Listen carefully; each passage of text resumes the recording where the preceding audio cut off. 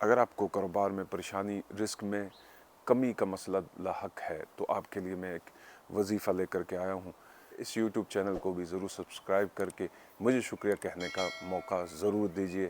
اللہ آپ سب کا حامی و ناصر۔ اکثر اوقات یہی سوال کیا جاتا ہے جی کہ ہمارا کام اچھی طرح سے چل نہیں رہا، ہمیں پریشانی ہے رزق کے حوالے سے، کام کاروبار کے حوالے سے، بیماریاں پیچھا نہیں چھوڑتی۔ تو دیکھیں ان تمام چیزوں کا حل حدیث رسول صلی اللہ علیہ وسلم میں ہے۔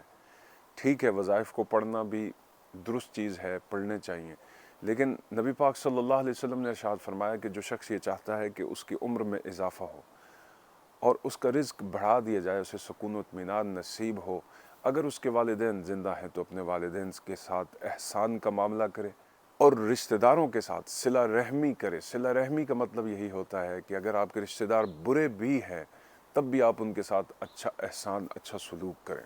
ٹھیک ہے جی، یہ وہ چیزیں ہیں جو کرنے کی ہیں، جن کا تعلق ہمارے رزق سے، ہماری عمر سے، ہمارے سکون کے ساتھ جڑا ہے، لیکن ہم اس طرف جانا نہیں چاہتے، ہم وہ کام کرنا نہیں چاہتے، چیزوں کو دور نہیں کرنا چاہتے جو ہمارے رزق کی تنگی کی سنگین وجوہات ہو سکتی ہیں۔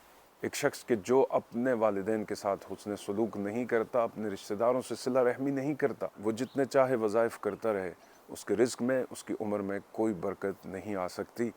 یہ چیزیں ہیں غور کرنے کی، ضرور ان پر غور کیجیے گا۔ اللہ ہمیں غور کرنے کی اور عمل کرنے کی توفیق عطا فرمائے۔